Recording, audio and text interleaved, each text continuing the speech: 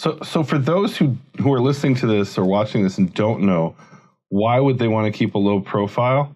And or maybe save that for when we get to, we'll talk about that when we get to the secret believers, but tell us, why would they want to keep a low profile? Let's assume somebody knows nothing. Okay, so as I said before, right, that there are one of the worst things you can do for many Jewish people in their minds is to become a believer that Jesus is their Messiah. So therefore, there is also a lot of opposition, right? And we have different, they are called anti-missionary organizations that try to convince Jews not to believe that Jesus is the Jewish Messiah. And they can be very aggressive. So we did ask about this, and some of the congregations have had terrible experiences with, attacks and bombs and knife attacks okay, so you said two way different things that I got to break down. You said you called them anti-missionaries who try to convince people not to believe in Yeshua, and then you talk about bombs and knives. That sounds like qualitatively different. Am I wrong, or is that the same thing? Sometimes it's difficult to know exactly who's behind some of these attacks, but it is clear that there are. One thing is convincing people not to believe in Jesus, in Yeshua, and another side is trying to destroy those congregations or Jewish believers that already exists. And you mean physically destroy? What do you mean by destroy? In any way possible. Say there was about 10 years ago, I think it is, there was a rally back in Ashdod where one of the rabbis there said that Hitler and Haman wanted to destroy the Jews physically, but the Messianic Jews want to destroy our soul. You know, I actually was doing an interview with a man from China, and I was sitting in a park. I didn't have anywhere to do it, so we're literally sitting in a park in Jerusalem. This is on video somewhere on the internet, and he says, "Do you believe that Yeshua was a rabbi?" And I started to give my answer, my perspective on it, and there was this person standing there, and he creeps closer and closer. And I'm not a Messianic. I'm not a Christian, right? I'm a Karaite Jew. But I'm talking as a philologist about what I understand from the New Testament. And he's then in the camera and he starts to yell, pointing at me. He says, "This man is worse than Hitler. Hitler wanted to destroy our bodies. This man wants to destroy our soul." And I don't think this man was at the rally in Ashdod, right? No. This is something that's out there in the culture that's floating around. And I said, "You don't even know anything about me. Like, you're making a lot of assumptions." So let's break that down. And I don't know if you can, because you're the Danish. You're actually Danish, right? Yes.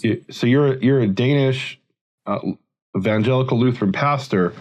But help me try to break it down. What is going through the mind of someone who says, because he assumed I was a Messianic Jew, why do they think that a Messianic Jew is worse than Hitler and wants to destroy the soul of the Jewish nation? What's the thought behind that?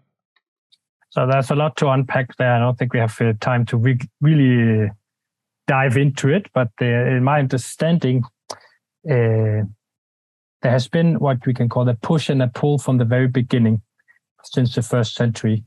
A push out of the synagogues and from the Jewish believers, and a pull from the Gentile believers to pull out the Jewish believers from the synagogues.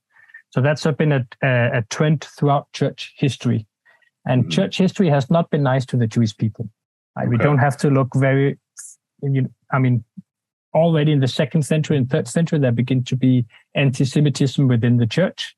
And there begins to be ideas of the Jew as a wandering Jew and things like this. And it is escalated to burning their synagogues and killing them off and blood libels and all kinds of crazy stuff.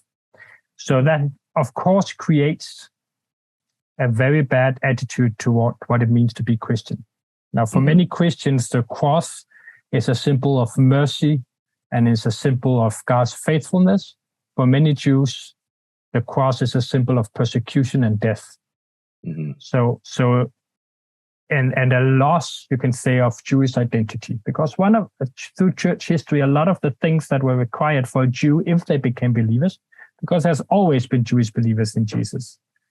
One of the things that were required for many of them was that they renounced their Jewish identity. It was a sin to be a Jew. So they had to renounce their Jewish identity and everything Jewish. They had to have their holiday on Sunday and not on Shabbat and all these things, which is trying to suffocate, you can say, the Jewishness within the Christian faith. So I think this is some of the background, back curtain for what's going on here. Through centuries and centuries, this has been cultivated both within the Christian societies and also within the Jewish societies, that the Christians want to kill us off. So now we are in a different situation. Now we have, Hebraic Roots movement and all kinds of other things. Christians who want to be more Jewish, Gentiles who want to be more Jewish because of Jesus. But I think that this collective awareness, you can say, in the Jewish society still persists. Mm-hmm. Okay. I don't know if that answered your questions at all. No, but I think that was a very good. I think there's two aspects to, and I want to hear what you have to say. So I'm going to kind of keep my opinions to myself as much as possible here. But I would say there's two aspects here. One is exactly what you said. There's this visceral reaction to Jews that, and the clearest image of this is, I grew up in Chicago at the Art Institute of Chicago. At least when I was a kid, I don't know if it's still there. There was this Chagall. And the Chagall shows the pogroms, and it shows a Jew with a talit on a cross. Mm. And the message of the Chagall is that what was done to Jesus 2,000 years ago was done to the Jews in the 19th and the 20th century. And it was done in the name of the cross, or through the people who believe in the cross, right? That's what Chagall, I think, was trying to express. And I remember seeing that. I saw that probably 40 years ago, and I still remember it. It had a very powerful impact on me. And so I think there's this visceral response. So if a Jew becomes a Buddhist, nobody really cares. But if a Jew, if a Jew becomes a Christian, I don't know, they care that much either. But if they become a Messianic, it's kind of seen as this fifth column, as this, as well as I do, right? But I'm explaining to the audience. It's seen as well, I'll tell you the way my father's rabbi once said. And he wasn't talking about Messianics. He was talking in general. He said, your worst enemy is the one who wears your uniform, because you can't identify him. Mm. It's interesting. It raises all kinds of thoughts for me about some of the issues we have in American culture right now related to gender, for example, which I won't go into. But I think there's some of the same issues going on there. So let's go back to rallies. So you mentioned how there's rallies, and I've seen videos of, I think, in Arad in southern Israel, where they're protesting. But still, would you agree that that's qualitatively differently than planting bombs like that? I mean, rallies. It's harassing people is one thing through a rally, but planting bombs, that's terrorism. Yes. So of course, there's only one congregation that experienced a bomb being planted that almost killed the pastor's son. But there's been several knife attacks. So of course, there's a difference in what you say and then the action you do. Yeah. There's a difference, but inciting to violence is what, many Messianics are afraid that it could happen. So the bomb incident. So let's talk about the bomb incident. Okay. Is that the one where it was on Purim or something?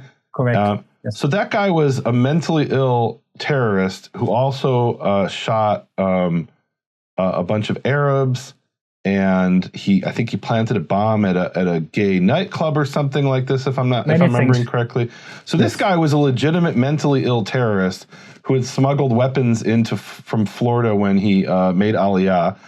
I don't think that represents, I don't know if it's fair to say, but I understand the fear that's created there, right? Yeah, but in some respects, it's not fair to compare that to the guy who's having a rally saying that they're destroying our souls, which, it's kind of obnoxious, but it's really different than planting a bomb, which is, as I said before also, it's difficult to say who's behind what, right? So I didn't want to say that it was the guys in the rallies or the anti-missionary organizations that planted the ball, but it's all part of the same, collective experiences of the Messianic body here. Right. So if you're sitting in the pews, all you know is the bomb was planted, and the guy who's out there who's protesting and